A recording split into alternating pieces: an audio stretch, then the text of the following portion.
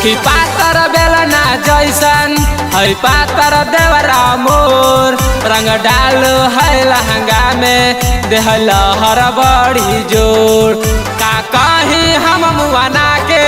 छोड़ के गैल बंगलोर रंग डालो है लहंगा में देहल हर बड़ी जोर सखी पातर बेलना जैसन है पातर देवरा मोर रंग डालो है लहंगा में देहल हर बड़ी जोर का कहीं हम मुआना के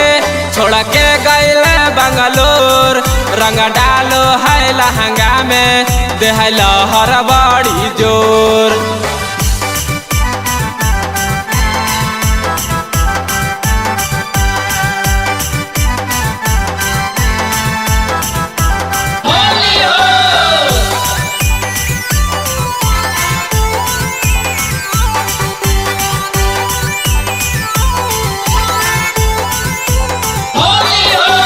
हमर देवरवा बापा गवाइल देखी के मोरा जो बनवा है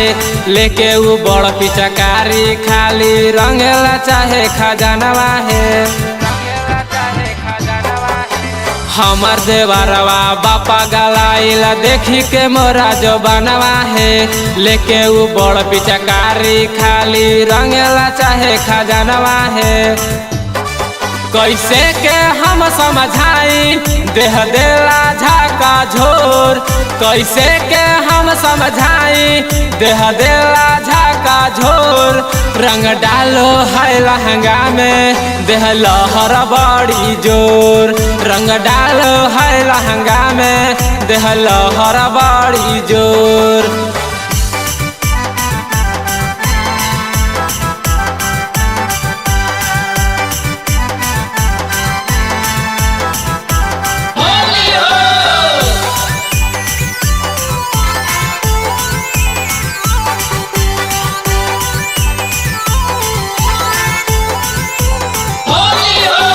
करेला गन गन देहिया हमर धरेला उआ कबरिया है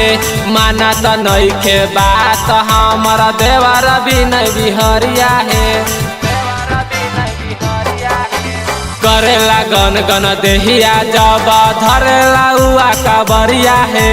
माना त नइखे बात हमर देवर बिनय बिहरिया है केतनो हम समझाई हकौला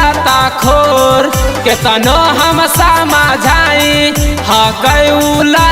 खोर रंग डालो है लहंगा में देह लहर बड़ी जोर का कहीं हम मुआना के छोड़ के गैल बंगलोर रंग डालो है लहंगा में देह लहर बड़ी जोर रंग डालो है लहंगा में देह लहर बड़ी जोर।